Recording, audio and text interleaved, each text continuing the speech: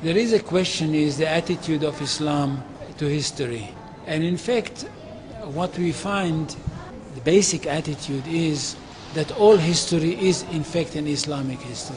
That means that all the major figures of history basically are Muslims. From Adam down to our own time.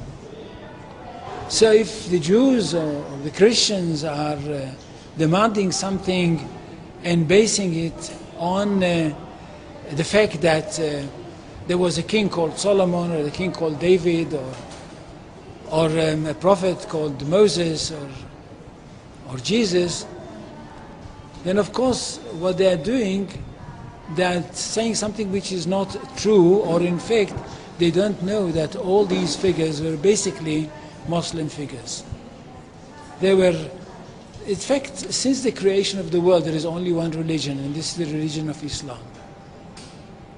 So if anybody says, look, there is a place which is connected with Solomon, and that's the place where the Temple of Solomon stood, a true Muslim would tell you, yes, absolutely right, but don't forget that Solomon was a Muslim.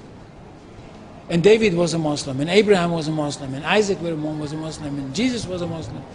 And this is what I mean by the Islamization of history.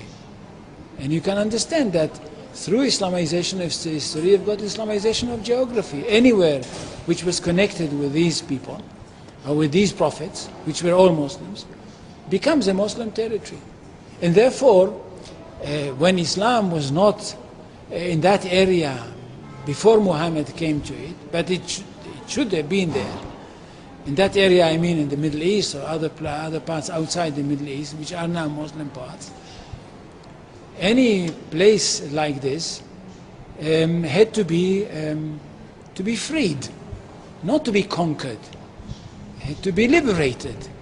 So Islam appeared in history in the time of Muhammad, or reappeared in history from their point of view, reappeared in history as a liberator. And therefore there is no Islamic occupation. If somebody occupied anything, it would be always somebody else, not the Muslims. So there is no Islamic occupation, there is only Islamic liberation.